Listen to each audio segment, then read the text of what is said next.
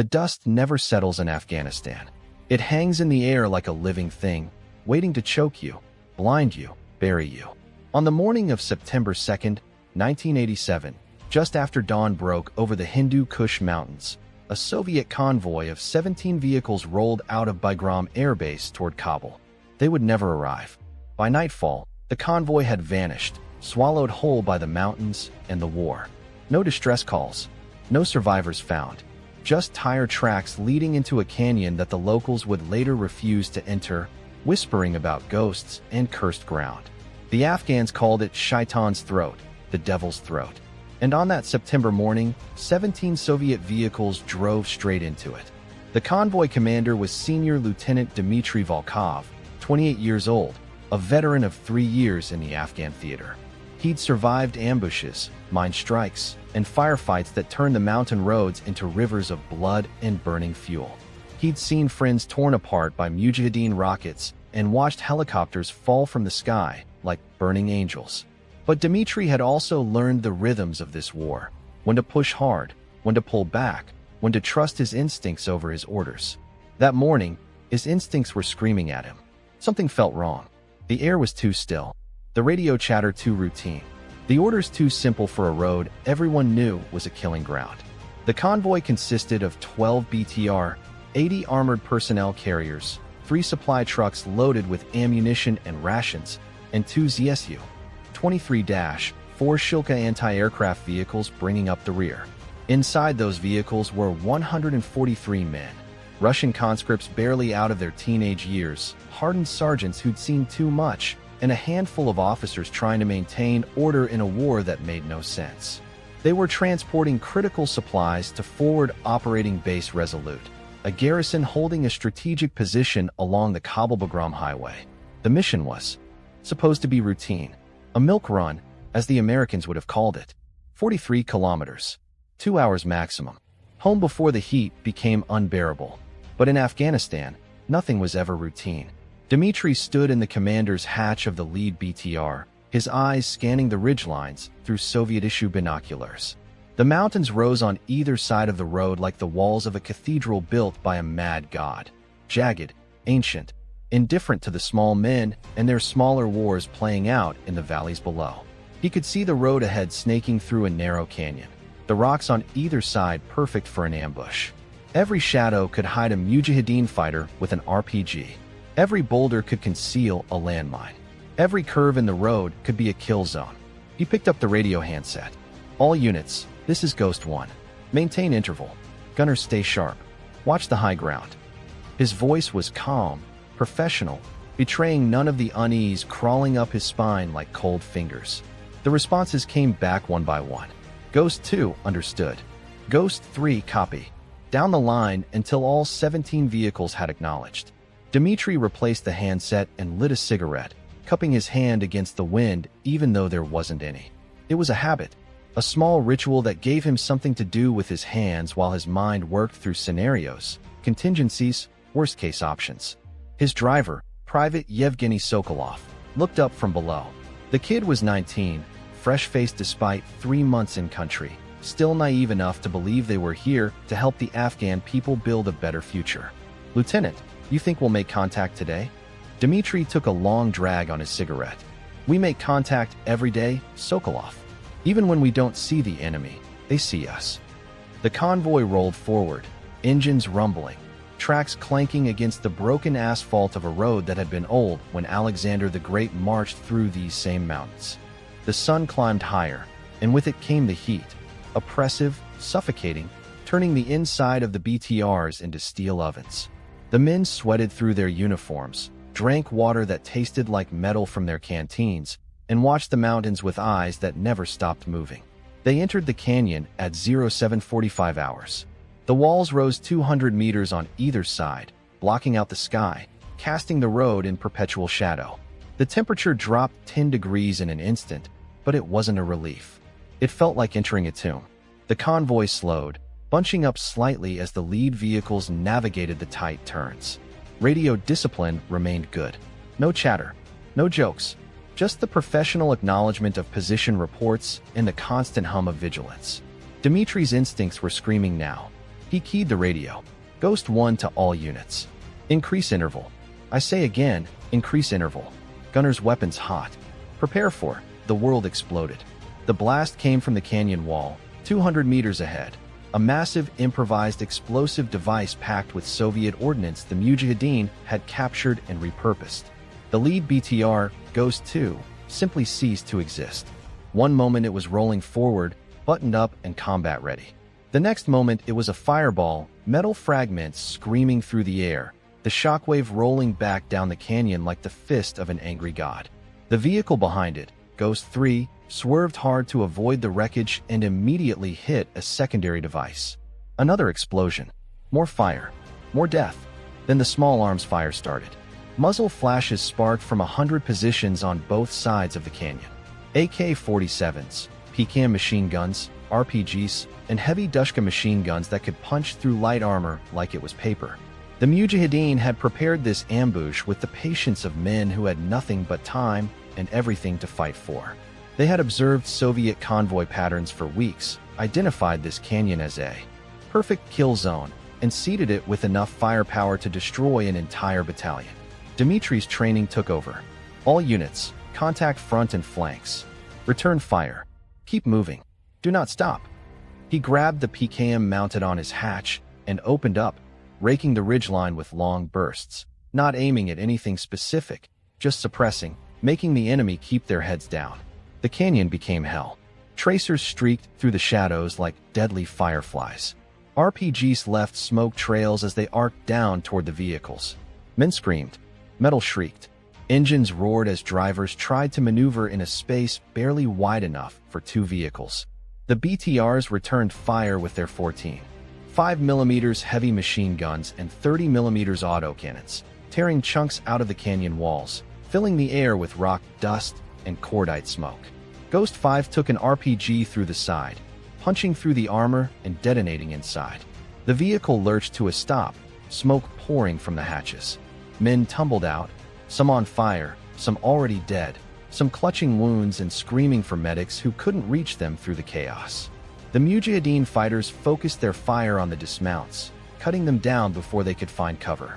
Dmitri made a decision. Ghost 1 to all units. We're going through. Full speed. Break contact forward. Move, move, move. The convoy accelerated, engines howling, vehicles bouncing over debris and bodies and the twisted wreckage of their own dead. They left Ghost 2, Ghost 3, and Ghost 5 behind, burning coffins for the men who'd been inside. It was the only choice. Stop and they all died. Push through and some might survive. They made it 300 meters before the canyon narrowed further and they found the killing stroke. The Mujahideen had collapsed part of the canyon wall, creating a bottleneck barely wide enough for one vehicle. Beyond it, the road was seeded with anti-tank mines. It was a perfect trap. Drive forward and die. Stay here and die. Turn around and die. The enemy had planned for everything. Ghost 1 to Ghost 13, bring your shilkas forward. We need suppressing fire on those ridgelines. Ghost 13 copies. Moving up. The two anti-aircraft vehicles pushed past the stalled convoy, their quad 23mm autocannons elevated toward the canyon walls. When they opened fire, it sounded like the world tearing in half. The guns cycled at 3,000 rounds per minute, each barrel spitting death, the tracers forming solid lines of light that connected the guns to the rock face. Wherever those rounds hit, men died. Stone exploded. Dust clouds erupted. The rate of incoming fire dropped by half. But it wasn't enough. An RPG team on the western ridge got through the suppressing fire and scored a direct hit on Ghost 13. The Shilka's ammunition cooked off, secondary explosions ripping the vehicle apart from the inside. The guns fell silent. The Mujahideen fire intensified. Dmitri realized with cold certainty that they were going to die here. All of them. There was no air support. The forward air controller in Ghost 3 was already dead. There was no quick reaction force. They were 43 kilometers from base, and it would take hours for relief to arrive. They were alone, trapped, being systematically destroyed by an enemy who knew every inch of this terrain and had all the time in the world. He looked at his men. Sokolov was still driving, jaw clenched, knuckles white on the controls. The gunner, Sergeant Mikhail Petrov, was firing controlled bursts, conserving ammunition, professional even in the face of death. In the troop compartment behind him, 8 soldiers waited for orders, their faces showing fear and determination in equal measure. Dmitri picked up the radio. "All units, this is Ghost 1. We're going to fight our way to that ridgeline on the south side. Dismount and assault on my mark. It's a climb, but if we take the high ground we can hold until relief arrives. Acknowledge." The responses came back. Some voices were steady, some were shaking, but they all acknowledged. They were Soviet soldiers. They would fight. Execute. The BTR hatches flew open and men poured out, forming up in combat teams, using their vehicles as cover. The plan was desperate.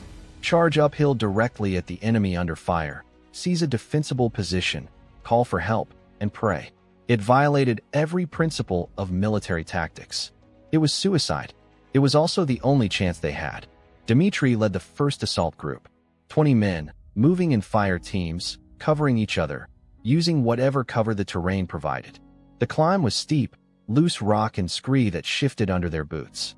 The Mujahideen fire was intense, bullets kicking up dust all around them, RPGs detonating against the slope. Men fell. Corporal Anatoly Volgin took a round through the throat and tumbled backward down the slope, dead before he stopped moving. Private Igor Kovalev stepped on loose rock, lost his balance, and fell 30 meters onto the rocks below. But they kept climbing. Dmitri could see the Mujahideen positions now, fighting holes carved into the ridge, camouflaged with rocks and brush, nearly invisible until you were close enough to die. He pulled a grenade from his vest, armed it, and threw it overhand into the nearest position. The blast silenced the gun. His men followed his example, grenades arcing through the air, detonating among the enemy positions. They reached the ridge. The fighting became hand-to-hand in places. Bayonets and rifle butts, knives and desperation. The Mujahideen fighters were tough, experienced, fanatical in their faith and their hatred of the invaders. But the Soviet soldiers were fighting for their lives, and that made them equally savage. Dmitri emptied his AK-74 into a fighter who emerged from a cave, then used the rifle as a club when another came at him with a knife. They took the position. 15 men left out of 20 who'd started the climb.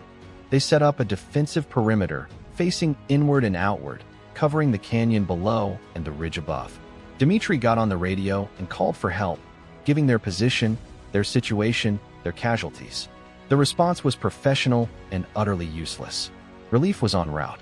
ETA 2 hours. Hold your position. 2 hours might as well have been 2 years. The Mujahideen counterattacked within 10 minutes. They came from the east, from positions deeper in the mountains, a force of at least 60 fighters who'd been held in reserve for exactly this scenario. They advanced under covering fire, using the terrain expertly, making themselves difficult targets. Dmitri's men fought them off, but ammunition was running low. Casualties were mounting, and the sun was climbing higher, the heat returning, men growing dehydrated and exhausted. Below in the canyon, the remaining vehicles were still fighting. Ghost 7 was burning. Ghost 9 had thrown a track and was immobile. The supply trucks were riddled with bullet holes, ammunition cooking off inside, sending tracers spiraling into the sky. The second Shilka, Ghost 14, was still in the fight, its guns hammering away at anything that moved, but it was only a matter of time. Dmitri looked at his men. They were dirty, bloody, exhausted, but still fighting. Sokolov was wrapping a field dressing around his own arm, where a bullet had creased him. Petrov was rationing ammunition, making every shot count. A young private whose name Dmitri couldn't remember was crying silently while reloading his rifle, tears cutting clean lines through the dust on his face. "Listen to me," Dmitri said, his voice cutting through the noise of gunfire. "We're going to hold this position. Relief is coming. We just have to hold." Petrov looked at him with eyes that had seen too much. "Permission to speak freely, Lieutenant?" "Granted. We're not making it out of here, are we?" Dmitri considered lying. Then he decided these men deserved the truth. "I don't know, Sergeant, but we're going to fight like we are." The second Mujahideen counterattack came from 2 directions simultaneously. They'd brought up a recoilless rifle, a devastating weapon that could punch through armor and fortifications. The first round hit the rocks 10 meters from Dmitri's position, showering them with fragments. The second round was better aimed, hitting directly into a fighting position and killing 3 men instantly. The Soviet defensive line began to collapse. Men fell back, not in panic but in tactical retreat, trying to maintain cohesion. But there were too few of them and too many of the enemy. Dmitry fired his last magazine, dropped the empty AK, picked up a dead man's rifle, and kept fighting. That's when they heard it. A sound like distant thunder, growing louder. Rotors. Helicopter gunships. To me, 24 Hinds came screaming over the ridgeline like prehistoric predators, their stub wings loaded with rockets and gun pods. They'd been diverted from another mission, responding to Dmitry's desperate radio calls. They opened fire with everything they had. 5 rockets that turned the Mujahideen positions into craters, 12. 7mm machine guns that chewed through rock and flesh alike, and 30mm cannons that left nothing but destruction in their wake. The Mujahideen attack faltered, then broke. Fighters melted back into the mountains, carrying their wounded, leaving their dead. The gunships made another pass, then a third, ensuring the enemy was truly retreating. Then they orbited, keeping watch, waiting for the relief convoy that was finally arriving from Bagram. Dmitry slumped against a rock, suddenly aware of how much pain he was in. He'd been hit. When, he couldn't remember, a bullet through his left shoulder. The adrenaline had kept him going, but now it was wearing off and the world was starting to swim. Sokolov appeared beside him, pressing a field dressing against the wound. "Stay with me, Lieutenant. Medevac is inbound." Dmitry managed a weak smile. "Did we hold?" "We held, sir. We fucking held." The relief convoy reached the canyon 90 minutes later. By then, the surviving members of Ghost Patrol had been extracted by helicopter to Bagram. Dmitry was in surgery within 3 hours, the doctors pulling bullet fragments from his shoulder and telling him how lucky he was. He didn't feel lucky. Of the 143 men who'd left Bagram that morning, 37 made it back alive. 12 vehicles were completely destroyed. The rest were damaged beyond repair. The Mujahideen casualties were estimated at 20 dead, 40 wounded, but these were just estimates. The enemy always carried away their dead, always hid their losses. The truth was buried in those mountains along with everything else. The Soviet command classified the incident as a tactical engagement with moderate casualties. They didn't investigate why the convoy had been sent through a known danger area without proper reconnaissance or air cover. They didn't question the intelligence failure that had allowed the Mujahideen to set up such an elaborate ambush. They simply filed the reports, sent notifications to the families of the dead, and planned the next convoy. Ghost Patrol became a legend among Soviet forces in Afghanistan. Men told stories about Dmitry's stand on the ridge, about how he'd saved what remained of his unit through sheer will and tactical brilliance. But those who'd been there knew the truth. There was no brilliance, no heroism, just desperate men fighting desperately to survive, and most of them failing. Dmitry recovered from his wounds and was awarded the Order of the Red Star for valor in combat. He was promoted to captain and given a desk job at Bagram for the remainder of his deployment. He never led another convoy. He requested it once, but his commanding officer denied the request, saying he was too valuable to risk. On February 15, 1989, the last Soviet forces withdrew from Afghanistan. A decade-long war that had cost 15,000 Soviet lives and over 1 million Afghan lives was over, ending not with victory, but with exhaustion. The Soviet Union would collapse 2 years later, torn apart by economic pressures and political upheaval. The Afghan war, one of many wounds that proved too deep to heal. Dmitry returned to Russia and tried to build a normal life. He married, had children, worked as an engineer in Moscow. But the mountains never left him. He would wake at night hearing the sound of RPGs, the screams of wounded men, the thunder of helicopter gunships. He would see Sokolov's face, Petrov's eyes, the young private whose name he never learned, crying while reloading his rifle. In 2001, he watched on television as American forces invaded Afghanistan, and he wanted to call them, warn them, tell them about the mountains and the dust and the enemy that never stops, never surrenders, never forgets. But he knew they wouldn't listen. Every generation has to learn the same lessons, pay the same price, bleed into the same ground. The canyon where Ghost Patrol made its stand is still there, of course. The mountains don't care about the wars fought in their shadows. The rocks don't remember the blood spilled on their faces. The wind doesn't carry the names of the dead. Local villagers say the canyon is haunted, that sometimes on quiet mornings you can hear the sound of engines, the distant rattle of gunfire, the screams of men dying far from home. They call it Shaitan's throat, and they refuse to enter it. And perhaps they're right to be afraid, because some places remember what happened to them, even if we choose to forget. Some ground is so soaked with blood and sacrifice that it becomes something else, not just terrain, but testament. A reminder that war doesn't have winners, only survivors. And sometimes not. Even that. Dmitry died in 2019, at the age of 60, of heart failure the doctors said was probably stress-related.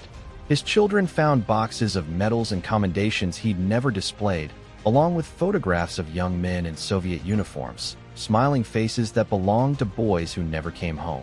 There was also a journal filled with names. 106 names. Every man who died under his command that September day. He'd written them all down, one by one, in careful Cyrillic script, as if by remembering them he could keep them alive somehow. As if the act of writing their names was a kind of prayer, a way of saying, "You mattered. You were here. You are not forgotten." It hangs in the air, waiting. And somewhere in those ancient mountains, in a canyon with rocks that remember, the ghost of a convoy still rolls forward, engines rumbling, men vigilant, driving toward a destination they will never reach. They are forever trapped in that September morning, forever young, forever fighting, forever dying. And perhaps that's the truest memorial of all, not the medals or the monuments, not the speeches or the ceremonies, but the simple fact that we remember, that we tell their stories, that we refuse to let them disappear into the dust like everything else that war consumes. Because in the end, that's all any soldier can ask for. Not glory, not victory, just to be remembered. To have someone, somewhere, say their name and know that once, long ago, they stood their ground when everything said they should run. They fought when everything said they should surrender. They held when everything said they should break. They were Ghost Patrol, and they never reached Kabul. But they reached something else, something harder to define, but no less real. They reached the limit of human endurance and went beyond it. They reached into the darkness and pulled each other back toward the light. They reached for courage when they had none left and found it waiting. And on quiet mornings, if you listen carefully to the wind coming down from those mountains, you can still hear them. The rumble of engines, the crack of gunfire, the voices of young men calling to each other in the dust, ghosts of a patrol that never ended, echoes of a war that never stops, memories of a sacrifice that never fades. The mountains remember, the dust remembers, and now, so do you.